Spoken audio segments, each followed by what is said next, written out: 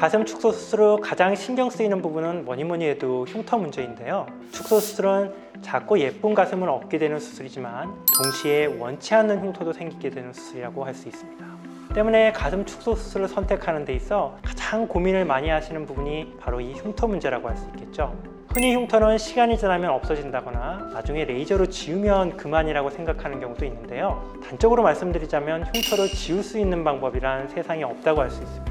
흉터 연고, 흉터 주사, 먹는 약, 레이저 치료, 이렇게 흉터를 치료하는 저마다의 수많은 방법들이 있다는 것 자체가 사실 그 어느 것도 뾰족한 방법이 아니라는 반증이기도 한데요. 흉터를 깨끗이 없앨 수 있는 방법만 있다면야 세상에 흉터가 있는 사람은 아무도 없겠죠. 이처럼 흉터는 완전히 해결하기가 불가능한 문제이기 때문에 애초에 수술을 할 때부터 흉터를 가능한 짧게 그리고 가장 눈에 덜 띄는 방법으로 남기는 것이 축소 수술의 관건이라고 하겠습니다. 흉터를 최소화하려면 우선 섬세한 봉합, 쉽게 말해서 잘 꼬매는 것이 무엇보다 중요한데요. 하지만 이렇게 잘 꼬맨다고 해도 흉터는 남기 때문에 수술 후에도 여러 가지 방법을 사용해서 흉터를 최소화하려는 노력을 기울여야 합니다. 오늘은 축소 수술 후 어떠한 방법으로 흉터를 관리하는지에 대해서 설명해 드리는 시간을 갖고자 합니다. 수술 후 흉터 관리에 있어 가장 쉽고 또 많이 사용하는 방법은 아무래도 흉터 연고인데요. 간편하기 때문이기도 하겠지만 실제 사용에 있어서는 많은 분들이 상처 연고와 흉터 연고를 헷갈려 하시는 것 같습니다. 이를 이해하려면 우선 상처와 흉터를 구분해야겠는데요. 쉽게 말해 막 다치거나 수술받은 직후의 상태는 상처라고 할 수 있고요. 이 상처가 1, 2주 정도 지나서 완전히 암울해서 더 이상 진물이 나오지 않는 상태가 되면 이는 흉터라고 판단하시면 되겠습니다. 우리가 흔히 알고 있는 후시딘이나 마데카솔은 흉터 연고가 아니라 상처 연고인데요. 광고에서는 마치 흉터가 안 생기게 하는 연고인 것처럼 선전하기 때문에 많은 분들이 이것들을 흉터 연고라고 착각하시는 것 같습니다. 사실 이 광고는 연고를 발라 초기 상처가 감염 등으로 덧나지 않게 하면 나중에 흉터도 적게 남을 것이다, 이런 의미인 거고요. 실제 상처가 아문 후에는 후시딘이나 마데카솔 등의 연고는 흉터를 적게 만드는 효과는 없다고 하겠습니다. 상처가 아문 후에는 이런 상처 연고가 아니라 흉터 연고를 사용해야 하는데요. 흉터 연고에는 크게 두 가지 타입이 있습니다. 우선 연고를 흡수시켜 흉터의 과증식을 막는 흡수형 연고가 있고요.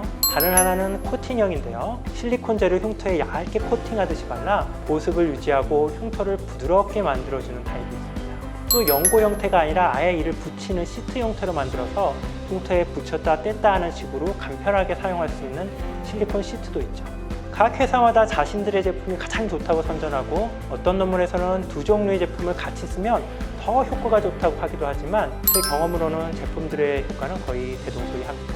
제조사에서는 이 흉터 연고를 하루에 두세 번 6개월에서 1년까지 사용해야 한다고 권장하고 있는데요. 개인적으로는 객관적인 근거가 미약하다고 생각하기 때문에 한 가지 제품만 구입하셔서 수술 2주차부터 시작해서 한두 개 정도 다 쓰실 때까지 기간으로 치면 대략 3개월 정도 사용하시는 것을 추천드리고 있습니다. 이렇게 수술 후에는 본인이 집에서 흉터 연고를 발라 관리할 수도 있지만 병원에 일정 간격으로 내원하셔서 레이저 치료도 받게 되는데요. 흔히 생각하시는 것처럼 레이저 치료라는 게 단순히 흉터를 깎아버리는 것이 아니고요. 흉터의 성숙 과정과 상태에 따라 프락셀 레이저, 롱펄스 1064, 532 레이저 등 다양한 장비를 사용해서 비유성 발음과 색소 침착, 혈관의 과증식 등을 그때 상황에 맞게 치료하게 됩니다. 이렇게 수술 후 레이저 치료 과정을 거쳐도 비유성 반응, 그러니까 빨갛고 울퉁불퉁한 흉터가 남을 수 있는데요. 이런 경우 주사 치료를 하거나 먹는 약을 처방하기도 합니다. 주사 치료는 두 가지 약물이 대표적인데요. 일반적으로 많이 사용되는 건 과도한 섬유 아세포의 증식을 억제하고 조직을 위축시키는 트리암시놀론을 들 수 있겠고요. 최근에는 직접 세포를 파괴하는 5FU라는 항암제를 사용하기도 합니다. 아무래도 이런 주사들은 부작용도 동반할 수 있는 만큼 지속적으로 상태를 관찰해가면서 주의를 기울여서 사용해야겠죠. 이외에도 상처 부위에 지속적으로 테이핑을 하는 방법도 있는데요. 흉터의 수직 방향으로 테이프를 잘라붙여서 흉터에 걸리는 힘을 줄여주는 방법입니다. 하지만 저 개인적으로는 피부 봉합보다는 진피 봉합을 시행하고 있고요. 또 이를 장력이 오래 유지되는 실로 봉합하고 있기 때문에 저는 테이핑은 굳이 불필요한 수단이라고 생각하고 있습니다.